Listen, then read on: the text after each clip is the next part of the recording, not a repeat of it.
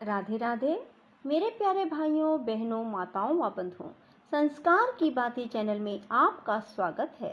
बंधुओं, आज मैं आपको सुनाने जा रही हूँ आषाढ़ मास में सुने जाने वाले श्री स्कंद महापुराण की कथा को। बंधुओं, जो मनुष्य भी आषाढ़ मास में स्कंद महापुराण की कथा को सुनते हैं, भगवान शिव शंकर भोलेनाथ उनकी हर मनोकामना शीघ्र पूरी करते हैं। बंधुओं, पूर्ण विश्वास सच्ची निष्ठा के साथ ही स्कंद महापुराण की कथा को सुने और कथा को जब भी सुने पूरी सुने। सुनने के बाद कमेंट बॉक्स में जय शिव शंकर भोलेनाथ जरूर लिखें। बोलो शिव शंकर भोलेनाथ की जय हो। विरोचन के ऐसा कहने पर इंद्र ने सोच विचार कर कहा, महाभाग, मुझे अपना मुकुट मंडित मस्तक उतार कर दे दीजिए।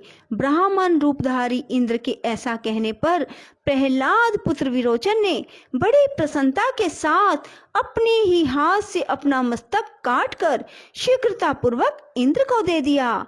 आर्त प्राणियों को अपनी शक्ति के अनुसार जो कुछ दिया जाता है वह दान महापुण्य का हेतु होता है, उसका फल अक्षय बताया जाता है। तीनों लोकों में दान से बढ़कर दूसरी कोई वस्तु नहीं। विरोचन का वह दान दैत्य, नरेंद्र तथा नाग इन तीनों के लोकों में प्रसिद्ध हो गया। पूर्व जन्म का वह जुआरी ही विरोचन का महा तेजस्वी पुत्र हुआ। पिता के मरने पर जब उसका जन्म हो गया तब उसकी पतिव्रता माता ने अपना शरीर त्याग दिया और वह तत्काल पतिलोक को चली गई। शुक्राचार्य ने उसी पुत्र को पिता के सिंहासन पर बिठाकर वही महा यशस्वी कुमार लोकों में बलि के नाम से विख्यात हुआ। हम यह बात पहले ही बता आए हैं कि राजा बलि से त्रस्त होकर संपूर्ण महाबली देवता कश्यप जी के शुभ आश्रम पर चले गए। देवपुरी में महायशस्वी बलि जब इंद्र के पद पर प्रतिष्ठित हुए, वे अपनी तपस्या से स्वयं ही सूर्य बनकर तपने लगे। स्वयं ही इंद्र अग्नि और वायु का काम करने लगे। महात्मा बलि ने धर्मराज के ना रहने पर भी धर्मलोक का संचालन किया। वे स्वयं ही ईशान होकर ईशान कोण में विराजमान हुए। वे ही नैऋत्य कोण में और पश्चिम में क्रमशः नैऋत्य तथा वरुण हुए। राजा बलि ही उत्तर दिशा में धन अध्यक्ष कुबेर बनकर रहने लगे। इस प्रकार वे अकेले ही तीनों लोकों का पालन करते थे।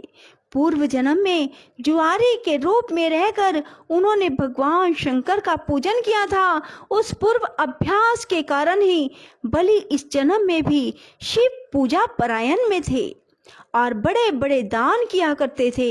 एक दिन श्रीमान राजा बलि अपने गुरु शुक्राचार्य के साथ दैत्येंद्रों से घिरे हुए अपनी सभा में बैठे थे।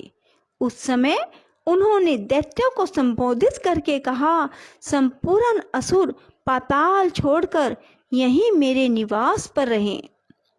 इस कार्य में विलंब नहीं होना चाहिए। यह सुनकर शुक्राचार्य हंस पड़े और बलि को समझाते हुए इस प्रकार बोले, सुव्रत, यदि तुम यहीं आकर निवास करना चाहते हो तो 100 अश्वमेघ यज्ञों द्वारा अग्नि देव की आराधना करो। वह भी यहाँ नहीं, करम भूमि भारतवर्ष में उपस्थित होकर करो। इस कार्य में तुम्हें विलंब नहीं करना चाहिए। अच्छा, ऐसा ही करूँगा। यो कहकर मनस्वी महात्मा बलि तत्काल स्वर्गलोक को छोड़कर दैत्यों तथा शुक्राचार्य जी के साथ भूलोक में चले गए। उन्होंने सेवकों को भी साथ ही ले लिया। नर्मदा नदी के तट पर भृगु कच्छ नाम से प्रसिद्ध जो महान तीर्थ है, वहां पहुंचकर दैत्यराज ने संपूर्ण पृथ्वी को जीतकर अपने अधिकार में ले लिया। तत्पश्चात गुरु की आज्ञा ले अनेक अश्वमेघ यज्ञों द्वारा उन्होंने बड़ी भक्ति के साथ भगवान की आराधना की। विरोचन पुत्र बलि सत्यवादियों में सबसे श्रेष्ठ थे। उन्होंने ब्रह्मा और आचार्य का वर्ण करके 16 ऋतुजों का वर्णन किया। फिर महात्मा शुक्र ने भली भांति परीक्षा लेकर बलि को यज्ञ की दीक्षा दी और उनके द्वारा 99 यज्ञों का अनुष्ठान करवाया। तत्पश्चात बलि ने अंतिम अश्वमेध यज्ञ पूर्ण करने का विचार किया। जब तक उनके 100 यज्ञ पूरे हों, उसके पहले मैं पूर्वोक्त प्रसंग बतला देना चाहता हूँ। पहले कहा जा चुका है कि अदिति देवी ने उत्तम व्रत का अनुष्ठान किया। उस व्रत से संतुष्ट होकर भगवान श्री हरिवामन ब्रह्मचारी के रूप में उनके पुत्र होकर प्रकट हुए। परमेष्ठी ब्रह्मा ने आकर उन्हें यज्ञोपवीत दिया। महात्मा चंद्रमा ने दंड काष्ठ प्रदान किया। परम अद्भुत चंद्रमा ने दंड काष्ठ प्रदान किया। परम अद्भुत मृगचर्म और मेखला मंगाई गई। पृथ्वी देवी ने उन्हें चरण पादुका भेंट की। इसी तरह और लोगों ने भी वटु रूपधारी भगवान विष्णु को अन्य आवश्यक वस्तुएं अर्पित की। तदंतर कश्यप और अदिति को प्रणाम करके महातेजस्वी वामन जी यजमान बलि की यज्ञशाला में गए। उस समय सुरेश्वरगण उन वेदांत वेद्य श्री विष्णु की महिमा का गान कर रहे थे। अनेक प्रकार के रूप और वेश धारण करने वाले भगवान ने उस यज्ञ में पहुंचकर साम वेद की ऋचाओं का विधि पूर्वक गान किया। साम गान के अनंतर वे इस प्रकार बोले, राजन, दैत्यराज हिरण्यकशिपु के पुत्र प्रहलाद जी हुए, जो बड़े तेजस्वी, जितेंद्रिय और विष्णु भगत हैं, जिन्होंने दैत्यराज की सभा में अतिशय तेजस्वी भगवान नरसिंह को प्रकट किया था। महाभाग, उन्हीं प्रहलाद जी के पुत्र तुम्हारे पिता थे, जो संसार में विरोचन के नाम से विख्यात हुए थे।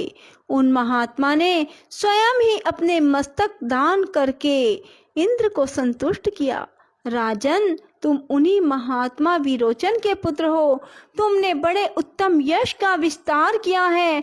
तुम्हारे यश रूपी महान दीपक की ज्योति में संपूर्ण देवता पतंगों के समान दग्ध हो गए हैं। तुमने इंद्र को भी जीत लिया है, इसमें संशय नहीं है। सुव्रत, मैं तुम्हारे सब चरित्र सुन चुका हूँ। तुम बड़े मनस्वी हो। तीनों लोकों में अधिक से अधिक दान करने वाले दाता के रूप में तुम्हारी ख्याति है। तथापि मेरे लिए तुम्हें 3 पग पृथ्वी देनी चाहिए। तब विरोचन कुमार बलि ने हंसकर कहा, महाभाग, मैं पर्वत, बड़े बड़े जंगल, संपूर्ण द्वीपों सहित समूची पृथ्वी तुम्हें दूंगा। तुम मेरी दी हुई इस भूमि को ग्रहण करो। वामन जी ने कहा, दैत्यराज, स्वयं चलते समय मेरे 3 पगों से जितनी पृथ्वी मापी जाए उतनी मुझे दीजिए। ब्रह्मचारी की बात सुनकर बलि ने हंसते हुए कहा, बहुत अच्छा, लीजिए। यूं कहकर बलि ने कश्यप कुमार वामन जी का भली भांति पूजन किया। उस समय बड़े बड़े ऋषि मुनीश्वर महातेजस्वी बलि के सौभाग्य की सराहना कर रहे थे। वामन जी का पूजन करके राजा बलि जो ही उन्हें दान देने को उद्यत हुए, त्यों ही शुक्राचार्य ने उन्हें रोक दिया और कहा, दैत्यराज, ब्रह्मचारी के रूप में ये साक्षात विष्णु हैं, इन्हें तुम दान ना देना। ये तो इंद्र का कार्य सिद्ध करने के लिए आए हैं और तुरंत तुम्हारे यज्ञ में विघ्न डाल रहे हैं। अध्यात्म तत्व का प्रकाश करने वाले ये विष्णु तुम्हारे द्वारा इस समय पूजा पाने के योग्य नहीं हैं। उन्होंने ही पहले मोहिनी रूप धारण किया था। उस समय देवताओं को जो अमृत पिलाया और राहु को मार डाला। इन्होंने ही दैत्यों का संहार किया। महाबली काल ने भी इन्हीं के हाथों मारा गया। ये ही ईश्वर हैं, ये ही संपूर्ण विश्व के पालक हैं। महामते, अब तुम अपने मन से हित और अहित सब का विचार करके कोई काम करो। गुरु शुक्राचार्य के इस प्रकार समझाने पर राजा बलि ने हंसकर मेघ गर्जना के समान गंभीर वाणी में कहा, गुरुदेव, जिन वाक्यों द्वारा आपने मुझे विचलित किया है वे सब मेरे हित की दृष्टि से कहे गए हैं। वे सब मेरे हित की दृष्टि से ही कहे गए हैं। तथापि विचार दृष्टि से देखने पर आपके हितकारक वचन भी मेरे लिए अहितकारक होंगे। ब्रह्मचारी का रूप धारण करके आए हुए इन भगवान विष्णु को मैं इनकी मांगी हुई वस्तु अवश्य दूंगा। ये विष्णु संपूर्ण कर्मों और उनके फलों के स्वामी हैं, इसलिए दान के सबसे उत्तम पात्र हैं। जिनके हृदय में ये सदा विराजमान रहते हैं वे मनुष्य भी सर्वोत्तम पात्र माने गए हैं। यह बात ध्रुव सत्य है। जिनके नाम से यहाँ सब कुछ पवित्र कहा जाता है, जिनके चिंतन से ये वेद, यज्ञ, मंत्र, तंत्र आदि सभी पूर्णता को प्राप्त होते हैं, वे ही समस्त विश्व के स्वामी सर्वात्मा श्री हरि आज कृपा करके मेरा उद्धार करने के लिए यहाँ पधारे हैं। इस बात को आप यथार्थ माने, इसमें संशय नहीं है। बोलो शिव शंकर भोलेनाथ की जय। राधे राधे, जय श्री कृष्णा। बंधुओं, यदि आपको हमारी वीडियो पसंद आए तो इसे लाइक करें और शेयर भी जरूर करें। धन्यवाद।